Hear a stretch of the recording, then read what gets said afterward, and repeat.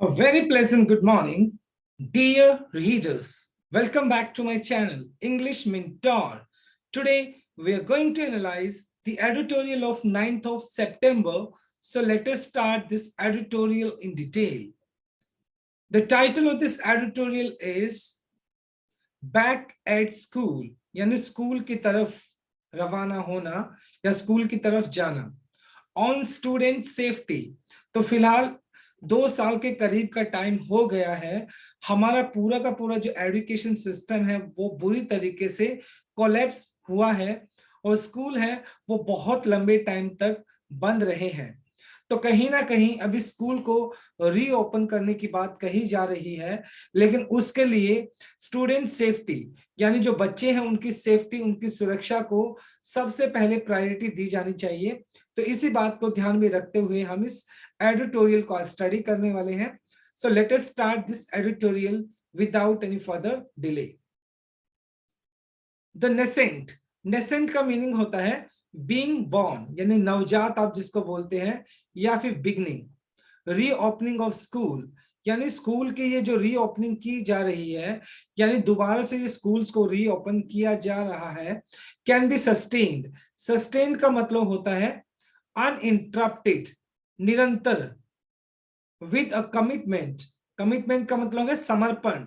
To safety, यानी कि अब ये जो स्कूल्स को रीओपन करने की बात कही जा रही है, स्कूल्स को रीओपन किया जा रहा है, तो इस स्कूल को लगातार जारी रखा जा सकता है सिर्फ एक ही कंडीशन के अंदर. अगर जो सेफ्टी है, मतलब बच्चों की जो सेफ्टी है, अगर उसको समर्पित तरीके से कमिटमेंट के साथ उस सेफ्टी के प्रोटोकॉल्स को अगर निभाया जाए, तो तभी ये स्कूल्स की रीओपनिंग जो है उसको सस्टेन किया जा सकता है, उसको अनइंटरप्ट किया जा सकता है, उसको निरंतर किया जा सकता है. अदरवाइज अगर आप सेफ्टी जो प्रोटोकॉल्स है उनका सही तरीके से पालन नहीं किया जाएगा, तो ये जो ट्रांसमिशन अभी फिलहाल जो हो रहा है कोविड का, उसको रोका नहीं जा सकता है. तो इन शॉर्ट यहाँ पर एडिटर ये बोलना चाहता है कि स्कूल्स को तो रीओपन किया जाना चाहिए, लेकिन जो सेफ्टी मेजर्स हैं उनको जरूर फॉलो किया जाना चाहिए. उसके बीच में किसी भी तरह की कोई ढिलाई नहीं करनी चाहिए. स्टेट गवर्नमेंट, राज्य सरकारें जो हैं have taken the difficult decision to reopen schools for some classes. मतलब पूरी की पूरी इंडिया के अंदर जितनी भी स्टेट गवर्नमेंट्स हैं, उन्होंने अभी एक बहुत ही डिफिकल्ट डिसीजन लेना पड़ा. क्या था वो? टू रीओपन स्कूल्स, यानी स्कूल्स को दोबारा से स्टार्ट किया जाए फॉर सम क्लासेस. मतलब सेकेंडरी और सीनियर सेकेंडरी क्लासेस के लिए उनको स्कूल को खोला जाना चाहिए. बिकॉज लगभग 2 साल हो गए हैं स्कूल्स को बंद पड़े हुए, और बच्चों की जो स्टडीज है वो बुरी तरीके से हैम्पर हुई है, बुरी तरीके से इफेक्ट हुई है. Encourage by, motivated by a consensus. Consensus का मतलब होता है अकॉर्ड, सहमति, अमंग पब्लिक हेल्थ एक्सपर्ट. और ये जो स्कूल्स को खोलने की बात कही गई है, सबसे पहले एक कॉमन अग्रीमेंट की बात की जाए, एक स्वीकृति की बात की जाए, सहमति की बात की जाए, तो जितने भी हेल्थ एक्सपर्ट्स हैं उनके उनके सहमति के बाद ही जो स्टेट गवर्नमेंट्स हैं वो स्कूल को खोलने की बात कर रही है. स्कूल को खोलने का उन्होंने डिसीजन लिया है, और ये डिसीजन कहीं ना कहीं जो पब्लिक हेल्थ एक्सपर्ट्स हैं उन्होंने इसको इनकरेज किया है. उन्हीं के एडवाइस के बाद स्कूल्स को ओपन करने की बात कही गई है. अकॉर्डिंग टू अगर बात की जाए पब्लिक हेल्थ एक्सपर्ट्स की, that the benefits to students and society at large outweigh. Outweigh का मतलब हो गया be heavier than the risk of कोविड-19 सर्ज. सर्ज का मतलब यहां पर हो गया एक तरीके से राइज, बढ़ोतरी होना. और कहीं ना कहीं ये जो हेल्थ एक्सपर्ट्स हैं उनका ऐसा मानना है कि बच्चों को जो फायदा होना चाहिए या सोसाइटी को जो फायदा होना चाहिए वो ज्यादा इंपॉर्टेंट है द रिस्क ऑफ कोविड-19 सर्ज. क्योंकि बहुत लंबे टाइम से कोविड की वजह से स्कूल बंद पड़े हैं, और कहीं ना कहीं अगर स्कूल इसी तरीके से बंद पड़े रहेंगे तो बच्चों का जो फ्यूचर है वो डार्क में रहेगा कहीं ना कहीं. तो कोविड-19 का जो सर्ज है, डेफिनेटली सी बात है, कोविड को इग्नोर नहीं किया जा सकता, लेकिन एट द सेम टाइम बच्चों की जो एजुकेशन है उसको भी इग्नोर नहीं किया जा सकता। वो बेनिफिट ज्यादा इंपॉर्टेंट है कोविड के सर्ज की बजाय। अ वीक आफ्टर, एक हफ्ते के बाद, मैनी ऑफ देम रीओपन, यानी बहुत सारे ऐसे स्टेट गवर्नमेंट्स है जिन्होंने स्कूल को खोला एक हफ्ते के बाद, mainly at the secondary and higher secondary level, यानी क्लास 10th सेकेंडरी हो गया, class 12th higher secondary level पे अभी स्कूल्स खोले गए हैं। Infections among teachers and students have not triggered, triggered का मतलब हो गया स्टिमुलेट करना, उकसाना, एंड अलार्म, यानी फिलहाल अगर बात की जाए स्कूल खोलने के बाद जो टीचर्स और स्टूडेंट्स के बीच में जो इन्फेक्शन का जो एक पेस कह सकते हो, यानी बहुत ज्यादा एक गति के साथ इन्फेक्शन नहीं फैला है टीचर्स और स्टूडेंट्स के बीच में। ऑल्दो, हालांकि जनरल सोशल एटीट्यूड्स, हालांकि लोगों का जो आम आदमी का जो सामाजिक एटीट्यूड की अगर बात की जाए, अगर आम इंसान की बात की जाए कोविड को लेकर, टुवर्ड्स द पेंडेमिक, पेंडेमिक यहाँ पे कोविड हो गया, महामारी होगी, हैव टर्न नेग्लिजेंट, नेग्लिजेंट का मतलब है रेकलेस, केयरलेस। हालांकि अगर बात की जाए लोगों का जो एटीट्यूड है पहले कोविड को लेकर ज्यादा वो प्रिकॉशियस दिखाई पड़ते थे, वो बहुत ज्यादा अलर्ट दिखाई पड़ते थे, लेकिन फिलहाल अगर बात की जाए, अगर आप एक ओपन मार्केट में भी निकलते हैं तो ज्यादातर 95% लोग जो अभी भी, यानी सोशल डिस्टेंसिंग की अगर बात की जाए या फिर मास्किंग की बात की जाए, मास्क पहनने की बात की जाए, तो किसी भी तरह के प्रोटोकॉल्स को अभी फॉलो नहीं किया जा रहा है। तो ये बात दिखाता है कि कहीं ना कहीं जो कोविड है, कोविड जो है, लोगों का जो एटीट्यूड है कोविड को लेकर बहुत ज्यादा नेग्लिजेंट हो गया है, रेकलेस हो गया है, जो कि एक अच्छी बात नहीं है। डेटा फ्रॉम तमिलनाडु, तमिलनाडु से अगर बात की जाए, तमिलनाडु का जो आंकड़ा है शो दैट, वो इस बात को दिखाता है, द पोस्ट रीओपनिंग, यानी स्कूल के रीओपन होने के बाद about 30 students and teachers have tested positive, यानी स्कूल खोलने के बाद तमिलनाडु के अंदर 30 के करीब जो टीचर्स एंड स्टूडेंट्स है वो पॉजिटिव दिखाई पड़े हैं, यानी उनकी रिपोर्ट पॉजिटिव आई है। तो फर्स्ट स्लाइड में हमने अभी तक ये देखा है कि देखें कि किस तरीके से राज्य सरकार ने डिसीजन लिया है कि वो स्कूल्स को रीओपन किया जाना चाहिए, लेकिन स्कूल को रीओपन करने का सिर्फ एक ही कंडीशन है, जो बच्चों या टीचर्स की अगर बात की जाए उनका जो हेल्थ सबसे प्रायोरिटी है। At the same time schools को रीओपन किया जाना चाहिए, लेकिन जो भी प्रोटोकॉल है या जो भी मेजर्स हैं, जो भी मतलब इस स्प्रेड को रोकने के लिए जो भी मेजर्स किए जाने चाहिए, कोविड मेजर्स की बात की जा रही है, उनके साथ किसी भी तरह का कोई कॉम्प्रोमाइज नहीं होना चाहिए, उसके प्रति कमिटमेंट होना चाहिए, बच्चों की सेफ्टी को कंसीडर किया जाना चाहिए। उसके बावजूद स्कूल्स को अगर रीओपन किया जाता है तो ये बहुत अच्छा डिसीजन रहेगा। So this is our very first slide. Now let us discuss the grammar concept. देखिए, can be sustained, can आपका मॉडल वर्ब हो गया और उसके बाद आपने be plus third form use कर लिया जो कि आपका पैसिव स्ट्रक्चर है। have taken आपका प्रेजेंट परफेक्ट हो गया, have के बाद आपने थर्ड फॉर्म यूज कर ली, और फिर outweigh, देखें the benefits जो प्लूरल है तो इसलिए आपका जो वर्ब है वो भी प्लूरल ही है, outweigh, जिसका मतलब हो गया be heavier than। Data, data आपका प्लूरल होता है, अगर ये डेटम होता है DATUM, डेटम आपका सिंगुलर होता है, और डेटा जो होता है वो प्लूरल होता है। Now let us move on to our second slide. अब पीछे क्या किया है, पीछे अगर बात की जाए तमिलनाडु के अंदर, मतलब फिलहाल आंकड़े की बात की जाए तो 30, यानी 30 के करीब जो लोग हैं जिसमें टीचर भी शामिल है और बच्चे भी शामिल है, उनका जो रिपोर्ट आया वो पॉजिटिव आया है, टू विच, और उस रिपोर्ट को ध्यान में रखते हुए to which the state has responded, कि स्टेट ने जवाब दिया है, बाय ट्रेसिंग कॉन्टेक्ट्स, वो लोग जो कि पॉजिटिव थे उनको, उन लोगों को ट्रेस किया गया है, एंड टेस्टिंग, और उनका टेस्ट किया गया, while keeping the institution open, और मतलब जिसके अंदर इंस्टीट्यूशन को क्या किया गया, खुला ही रखा गया, केरला अगर बात की जाए, केरला के अंदर which has struggled to contain, अगर केरला की बात की जाए तो अभी केरला एक एपिसेंटर बना हुआ है, संघर्ष कर रहा है Kerala to contain, to control the infection rate and continues to report about 25,000 cases a day. और फिलहाल केरला के लिए जो सिचुएशन है वो बहुत ज्यादा क्रिटिकल दिखाई पड़ती है। एक दिन के अंदर 25,000 के करीब केसेस अभी फिलहाल वहां पर रिपोर्ट किए जा रहे हैं।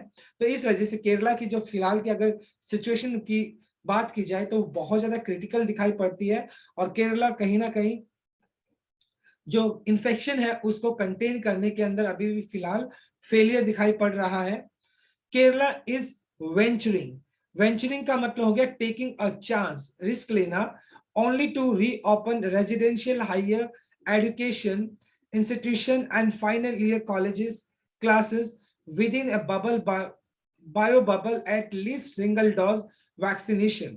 हालांकि अगर बात की जाए केरला के लिए जो फिलहाल जो सिचुएशन है वो बहुत ज्यादा क्रिटिकल है।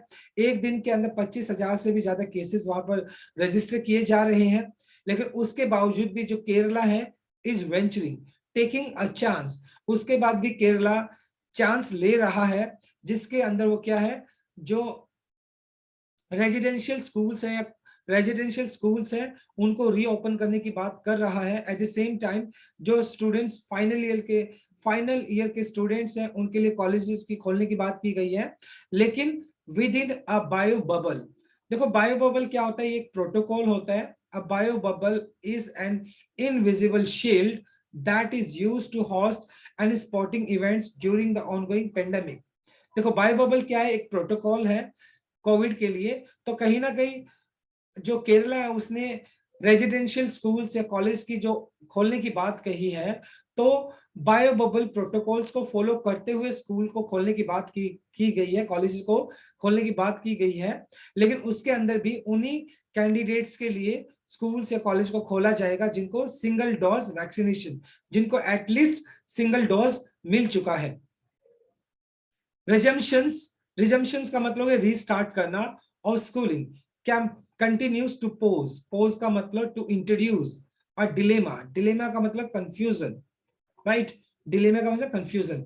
और ये स्कूल्स को रीओपन करने की जो बात की जा रही है, रीस्टार्ट करने की बात की जा रही है, ये लगातार क्या इंट्रोड्यूस कर रहे हैं, ये प्रेजेंट कर रहा है या इंट्रोड्यूस कर रहा है डिलेमा, कंफ्यूजन।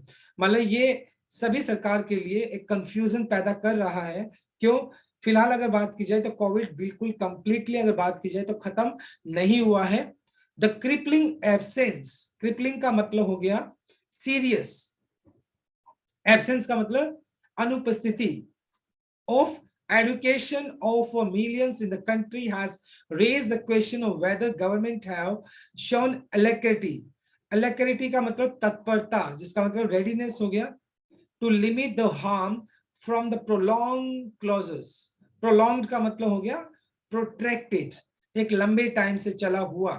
तो यानी अभी फिलहाल बात की जाए द क्रिपलिंग एब्सेंस, मतलब ये जो सीरियस एब्सेंस की बात की जाए, एक बहुत ही गंभीर जो अनुपस्थिति है, एजुकेशन की शिक्षा नहीं हो पा रही है पिछले 2 सालों से।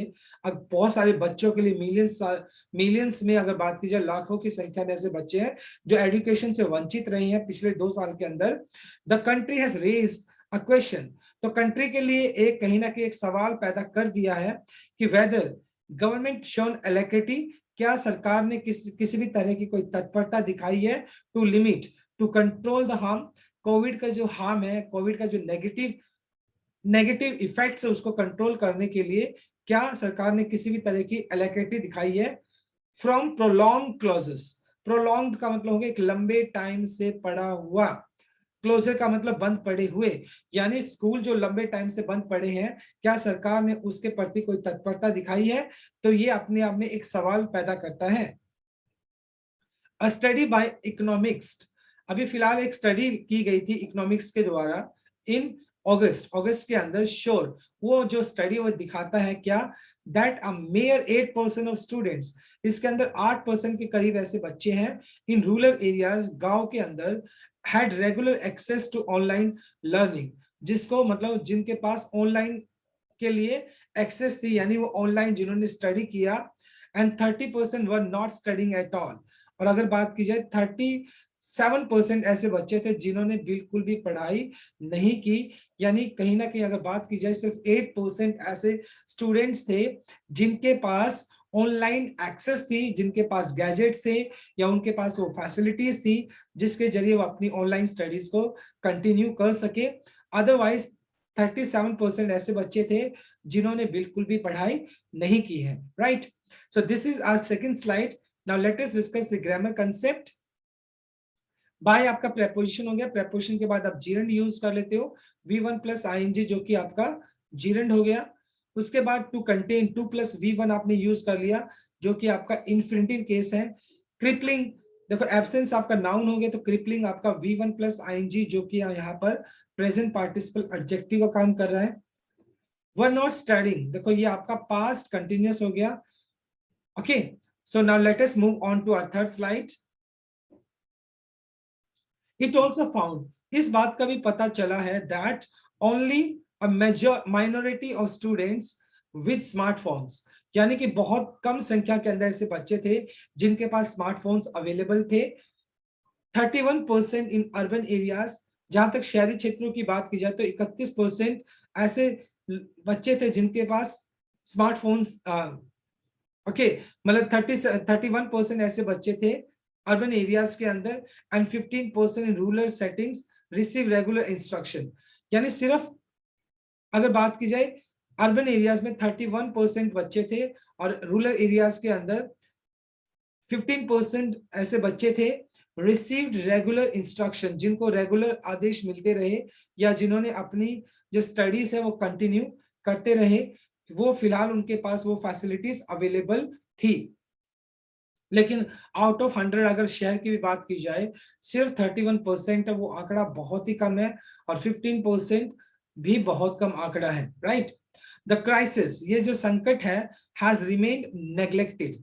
नेग्लेक्टेड का मतलब इग्नोर करना, हमेशा से, मतलब जब से ये जो पेंडेमिक स्टार्ट हुआ है, ये महामारी आई है, तभी से इसको लगातार नेग्लेक्ट किया गया है, इग्नोर किया गया है फॉर ए ईयर, लगातार। And the findings of underscore need for in teaching to resume। resume का मतलब to restart करना, किसी चीज को दोबारा से स्टार्ट करना। और इस पेंडेमिक की वजह से लगातार अगर बात की जाए तो स्कूल्स को तो क्लोज डाउन किया गया है, और कहीं ना कहीं स्कूल्स को क्या किया गया है, ये जो क्राइसिस पैदा हुआ है स्कूल्स को बंद करने की वजह से, इसको लगातार नेग्लेक्ट किया गया है। एक साल से भी ऊपर का टाइम हो गया स्कूल्स को नहीं खोला गया है। एंड द फाइंडिंग, ये जो फिलहाल जो एक फाइंडिंग हुई है, फाइंडिंग मतलब रिसर्च करना एक तरह से या कुछ खोज करना, और ये जो फिलहाल आंकड़े की बात की जाए अंडरस्कोर एम्फसाइज करना the need for in person teaching for resume.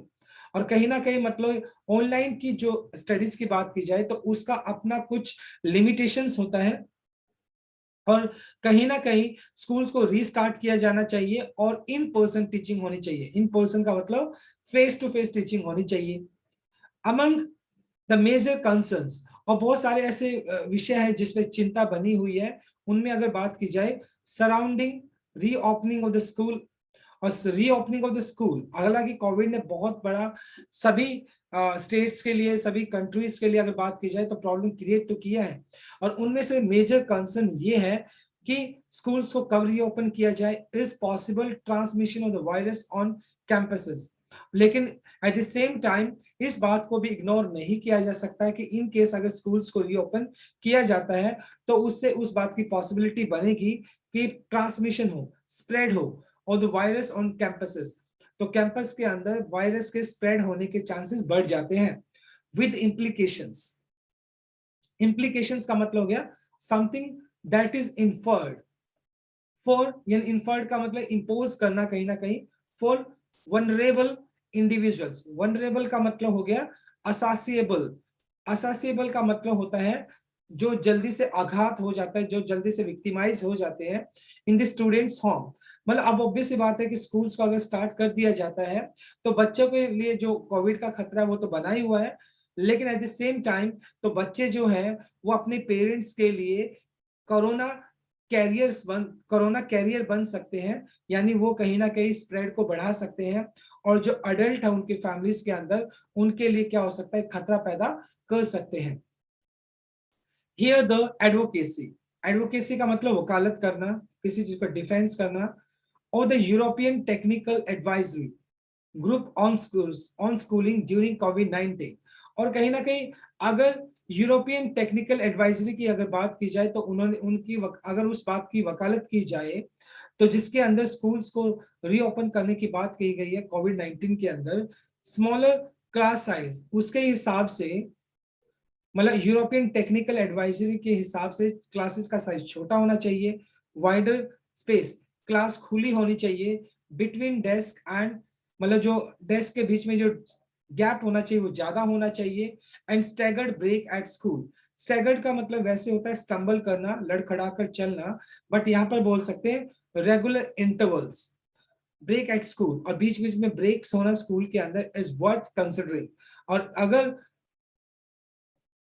European technical advisory को अगर उसकी वकालत की जाए, अगर उसको कंसीडर किया जाए, इज वर्थ कंसिडरिंग, और जो एडवाइजरी है अगर उसको किसी भी तरीके से फॉलो किया जाए, smaller classroom, small class size होना चाहिए, ज्यादा स्टूडेंट्स नहीं होने चाहिए, जो बेंचेस के बीच में, डेस्क के बीच में जो डिफरेंस होना चाहिए वो वाइड होना चाहिए, ब्रेक्स होना चाहिए। तो अगर इन सभी मेजर्स को फॉलो किया जाता है तो जो एडवाइजरी है वर्थ कंसिडरिंग, यानी उसको कंसिडर किया जाना चाहिए, उसका फायदा है उसको कंसिडर किया जाए तो।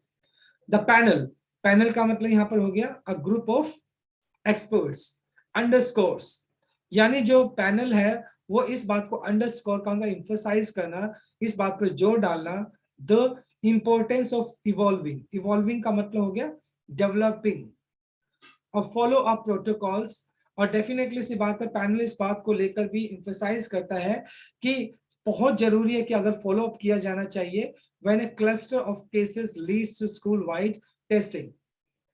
क्लस्टर का मतलब हो गया अ ग्रुप, और मान लो कि इनके स्कूल को खोल दिया जाता है और वहां पर मतलब ग्रुप्स के अंदर बहुत ज्यादा संख्या के अंदर क्या आते हैं, पॉजिटिव केसेस वहां पर पाए जाते हैं, तो सबसे इंपॉर्टेंट बात यह है कि वहां पर रेगुलर फॉलो अप होता रहना चाहिए। ऐसा नहीं है कि स्कूल्स को कंटिन्यू किया जाए और जो स्टूडेंट्स है, टीचर्स, उनका फॉलो अप नहीं किया जाए। अगर टीचर्स का या स्टूडेंट्स का फॉलो अप किया जाता है तो स्कूल को खोलने में कोई दिक्कत नहीं होनी चाहिए, लेकिन अगर जो पॉजिटिव टेस्ट पाए जाते हैं तो उनको फॉलो अप भी किया जाना चाहिए, उनका ट्रीटमेंट भी किया जाना चाहिए। Eight the same time schools को भी कंटिन्यू किया जाए, और एट द सेम टाइम इस बात को जो कोविड को लेकर जो मेजर्स है उसको भी कहीं ना कहीं कॉम्प्रोमाइज नहीं किया जाना चाहिए, right. So this is our third slide. Now let us discuss the grammar concept. देखो, रिमेन्ड नेग्लेक्टेड, ये आपका V3 हो गया, जो कि आपका पास्ट पार्टिसिपल एडजेक्टिव था यूज किया गया है। वर्थ अपने साथ V1 प्लस आईएनजी जीरेंड लेकर चलता है, तो यहाँ पे कंसिडरिंग जीरेंड हो गया आपका। ऑफ आपका प्रेपोजिशन हो गया, प्रेपोजिशन के बाद फिर जीरेंड आप यूज कर लेते हो V1 प्लस आईएनजी, तो यहाँ पर भी आपने जीरेंड यूज किया है। Okay, now let us move on to our last slide which is slide number 4। Many public health experts, और जहां तक पब्लिक हेल्थ एक्सपर्ट्स की बात की जाए, आर्ग्यू, वो इस बात पर बहस करते हैं that younger children typically in the 16 to 14 age group have lowest risk of moderate or severe COVID-19 infection। और अगर बात की जाए पिछले साल 2 साल का अगर एक्सपीरियंस की बात की जाए तो 6 साल से लेकर 14 साल का जो एज ग्रुप है वहां पर कोविड के जो इन्फेक्शन की बात की जाए उसके जो केसेस है वो बहुत ही कम देखने को मिले हैं। तो कहीं ना कहीं जो एज ग्रुप है 6 से लेकर 14 साल का जो एज ग्रुप है वहां पर कोविड के जो इन्फेक्शन का जो रिस्क है वो बहुत ही कम है। While this is also the cohort, cohort का मतलब होता है जत्था, group, that needs good foundational teaching। Foundational का मतलब हो गया बेसिक, फंडामेंटल, यानी मूलभूत। लेकिन एट द सेम टाइम अगर बात की जाए 16 टू 14 ईयर की भी अगर बात की जाए तो इस बात को इग्नोर भी नहीं किया जा सकता। इस एज ग्रुप की अगर बात की जाए तो इनको भी फंडामेंटल टीचिंग की जरूरत है। अब ये नहीं है कि इन बच्चों को स्कूल्स में ना भेजा जाए, सेकेंडरी या सीनियर सेकेंडरी स्कूल्स को रीओपन किया जाए। व्हाट अबाउट 16 टू 14 और जो एज के ग्रुप के जो बच्चे हैं, क्या उनको एजुकेशन नहीं मिलना चाहिए? उनको भी मिलना चाहिए। Most of these students are not eligible for vaccination। और इस एज ग्रुप के जो बच्चे हैं 16 to 14 एज ग्रुप के जो बच्चे हैं वो फिलहाल एलिजिबल नहीं है वैक्सीनेशन के, यानी उनको वैक्सीनेशन नहीं मिला है। WHO रिकमेंड्स का मतलब सजेस्ट करना, दैट फॉर दीज पीपल्स का मतलब हो गया स्टूडेंट्स, ओके। ये तो यानी WHO इस बात को रिकमेंड करता है, इस बात को सजेस्ट करता है कि ये जो बच्चे हैं, ये जो स्टूडेंट्स है, the approach towards reopening school should be कैविटेड।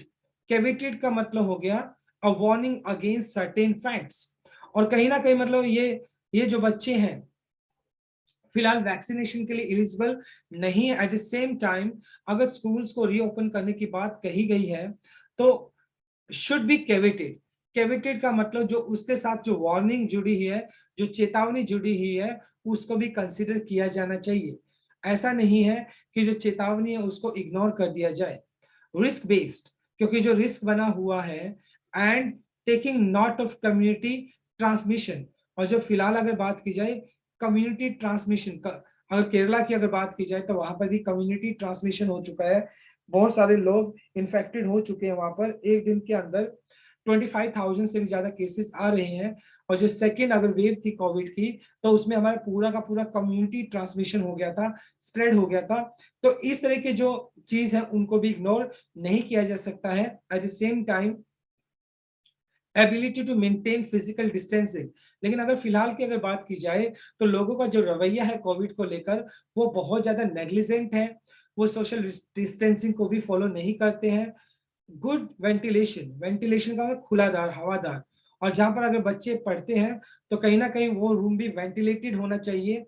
Vaccination of teachers, और जहां तक अगर बात की जाए टीचर्स के वैक्सीनेशन की या स्कूल स्टाफ की, एंड एलिजिबल स्टूडेंट, जो बच्चे जो एलिजिबल है वैक्सीनेशन के लिए, and free testing for all those other major factors, यानी स्कूल के जो स्टाफ है, टीचर्स हैं, जो बच्चे हैं जो कि एलिजिबल है वैक्सीनेशन के लिए, उनका टेस्टिंग होना चाहिए, और तभी मतलब रीओपन करने की बात कंसिडर की जानी चाहिए। हेजिटेंसी, हेजिटेंसी का मतलब हो गया सस्पिशियन, संदेह, डाउट, और रिफ्यूजल, मनाही करना, शुड बी फर्मली काउंटेड। और किसी भी तरह का कोई संदेह बनता है, मान लो कहीं भी इस बात की आशंका होती है कि मतलब कोविड का स्प्रेड हो गया है या हो सकता है स्कूल के अंदर, तो इस बात को फर्मली काउंटर्ड, काउंटर्ड का मतलब अटैक करना, इस बात का बड़े स्ट्रांगली तरीके से इसका सामना किया जाना चाहिए। Government should and their populist, populist का मतलब है,